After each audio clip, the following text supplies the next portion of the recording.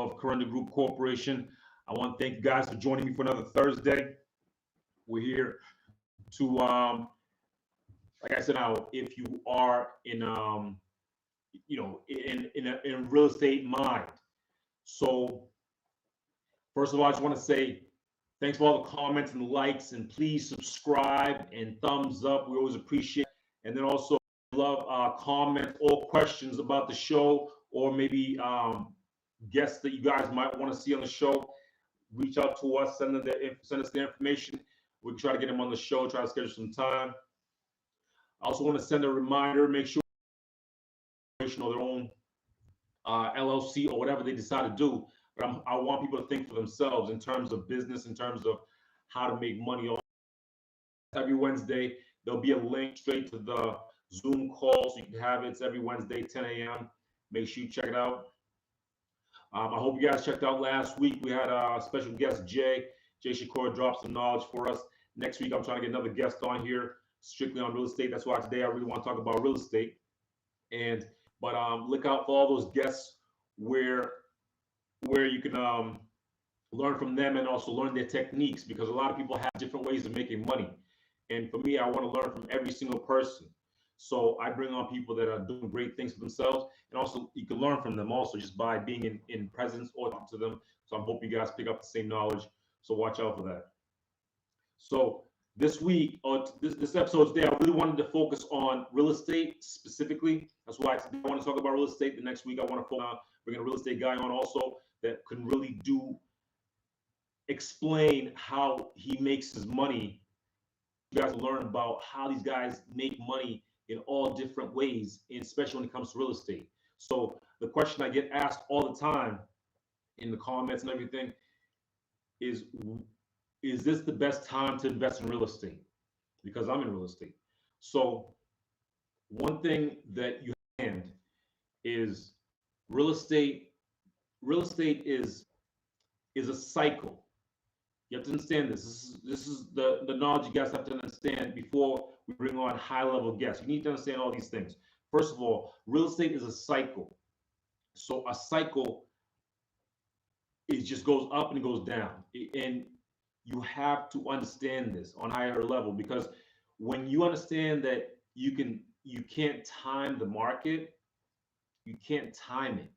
So the only way you know that was the peak is when you look at it from the past. You see, okay, that in 2015 that was the peak, which it was the peak of real estate, where things were above asking price, multiple bids.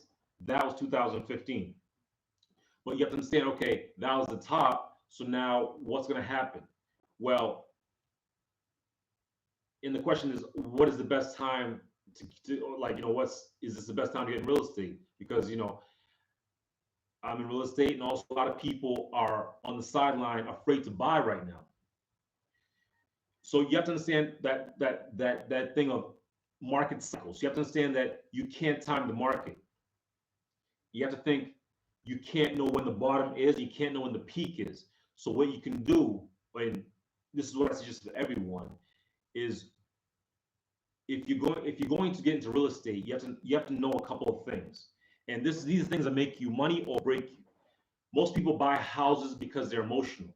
I don't buy houses for emotion. I buy them for businesses or for investments. So understand this. If you're getting into real estate, don't buy for emotion. Buy for business or investment. I would never suggest anybody, any of my students, any of them who want to buy real estate. I coach people, and I have like 6 or 7 students I teach. If you guys want to get on the call also, just contact us. We can help market. It's cyclical. So you can't be in and out and say, okay, I'm going to just buy and flip and do this. No, you have to know the market of what is the best way to make money in that market, because every market is different. So understand that if you're in New York right now, it's definitely going to be declining because the market was so high. An $8 million condo now is selling for $4 million. So, that's a different market than, let's say, Florida, where, like Jay Shakur was talking last week, he's still selling 30 houses a month, 30 houses, he's still selling houses. So that's a different market. So you have to understand how you can make money in your specific market. And that's one of the things we're going to talk about also is you have to study your market. You have to know the market. So, so like I said, the only way you can see that that was the peak is from looking from here. Okay, 2015 was the peak. 2008 was the bottom. That's when you should have bought. And then 2015 would have been the time you sell or a little market. You just want to always make a profit. You can't lose taking a profit. So once you understand that real estate is cyclical and doesn't matter which market you're in, you can still make money. You can still make money in the down market, up market, it doesn't matter. If you're in real estate, you're in real estate. It doesn't there's no downturn for you. There's good times and bad times. And every business is good times and bad times. So you have to figure it out. So you understand 2008 was the bottom, 2015 was the top, or that was the peak. You're gonna see, okay, now it's gonna decline in most major markets, New York, Chicago, Boston, Miami, every major market is gonna see a decline. Why? Because everything was overpriced. So everything's gonna get back, gonna be brought down to, you know, reasonable prices. So everything that was inflated, everything that was inflated is going to be brought back down to reality. Now, as a buyer or as a real estate person, what do you want to do? Well, if you understand, okay, the market that I'm in right now is is an expensive market. I live in an expensive market. So right now, I can't buy anything around my area. I can't purchase anything around my area because it's too inflated still. It's too expensive for the area. So I'm looking at markets that where you see growth potential or you see rent potential or you see you know, you see influx of companies or jobs. That's where you want to go to right now if you're going to invest at all. But like I said, we want to talk about different ways you can make money in different markets. So if if you realize, okay, I'm in a market right now where I want to buy something, whatever market you're in, you want to buy something, you have some money on the side, your credit's right, and you have substantial cash reserves, you can buy something. But now, what are you going to buy? Obviously, you're not going to buy brand new construction. You're not going to buy brand new construction. What you're going to look for is the outskirts of the city, the major city. This is what you're going to look for if you're going to buy anything. You're going to look for the outskirts in a major city, just on the outskirts, and you're going to find the best, cheapest deal possible. So we're talking about buying something that's on 30 cents on the dollar. You know, cheap. I'm talking about cheap. If it's worth 200,000, you want to be able to get it for 100,000. We're talking about the cheapest possible houses if you're going to buy anything. And what you want is you want that built-in equity. So what you're trying to do is you're trying to buy in upcoming neighborhoods where there's jobs coming or companies, and then buy the cheapest thing possible. You're going to drive your neighborhood. You're going to around, find a realtor if you need to. But if you're going to buy something right now, what you're going to buy is a fixer upper because you're going to get the best price possible right now. If you can get something for a rate that I see people getting, you should get into it. So 30-year loan at 2.75. Now I can't get that kind of debt, but he can get that kind of debt down in Florida, and that's why he's buying. He's buying like 4 or 5 houses a month because he can get that kind of debt. Now up here, for his volume, he's getting a lot more. He's getting more land, more property for cheaper price for $80,000, $50,000 per house, and a lot and everything. So and good debt. But up here where I am, I have to focus on buying outskirts and the outskirts of the major metropolitans, the places where jobs are coming or where there's being, you know, any kind of retail being put up. Even if there's no retail right now, but you see some potential for retail coming up, you can buy there also. And just like I said, you want pennies on the dollar. You want it cheap as possible. You want it to be in the crappiest shape possible. This you want to be in. You want to buy something. If you're going to buy anything, in the worst shape possible, because what you're going to have is built-in equity. That's the money that's going to make you rich. That's the money that's going to change your life if you buy it right. But understand that you need to understand also that it needs to be like it needs to be leveraged well. You can't put all your money in one property. Is tight. Banks are going to start loosening up and lending, but right now they're going to tighten up because they don't trust anybody. They don't trust anybody paying their rent. They don't trust anybody paying their mortgage. But if you have the time to wait, what I suggest also people is to just wait. You have to think that in real estate there's a lag. There's a lag in time. So whatever happened in 2008, it didn't happen exactly in 2008. It happened a little bit before, 2 or 3 years before. And then 2008, that's when you saw the effect. Same thing with whatever's going on right now. There's a lag. So the way you make money is you wait, is you into your advantage. So right now, if you see a deal and let's say it's $200,000 or $300,000, and it's really, has potential to double, you want to wait and see what other deals come up, because since there's a lag in real estate, it takes time for it to affect the main street. They call it main street. So if I don't pay my rent, the landlord doesn't pay his mortgage, the house gets taken in by the bank, and the bank puts an REO or sells it for auction, or there's long period of time of non-payment. But understand that time could take anywhere from 6 to 24 months. But once you get to that level, the 2008 levels, that's when you can pick up the best deals possible.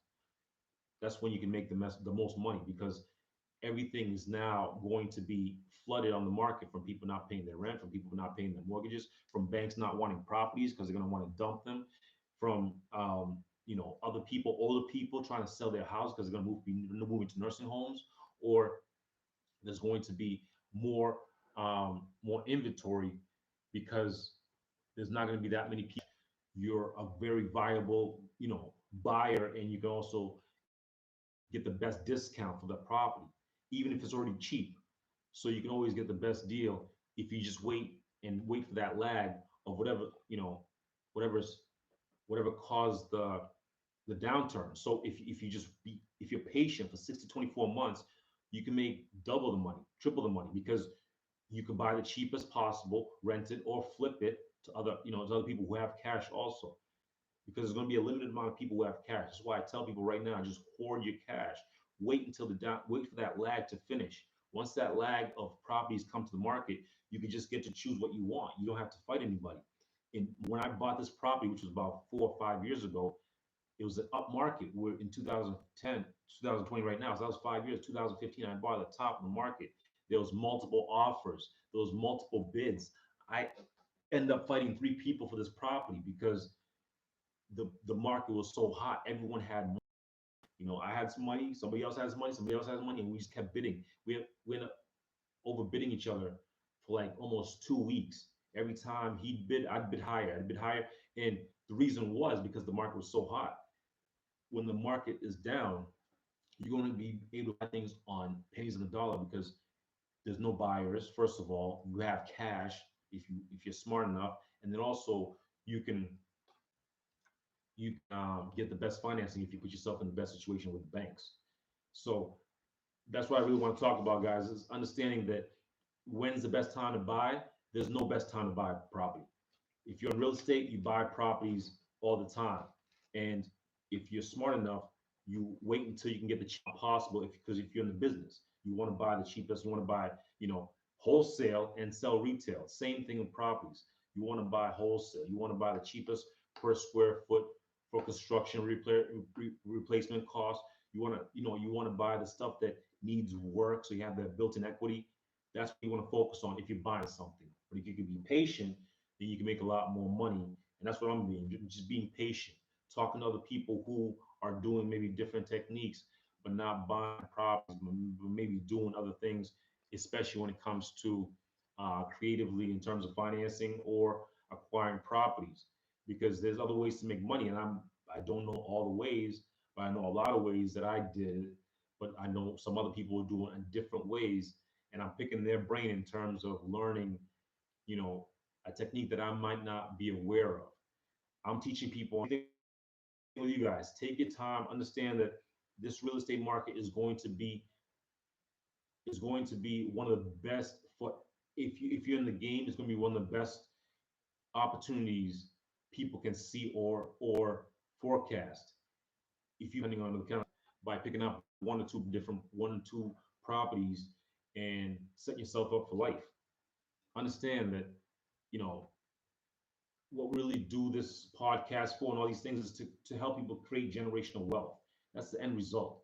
That's the end result for all goals and everything is to create generational wealth for your family. And once you do that, you're set for life. So, guys, I hope you guys see me next week when I hopefully bring on a new guest.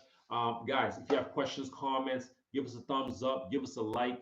We appreciate all the subscriptions, all the star wheels. Appreciate that also on Instagram, on Facebook, on YouTube.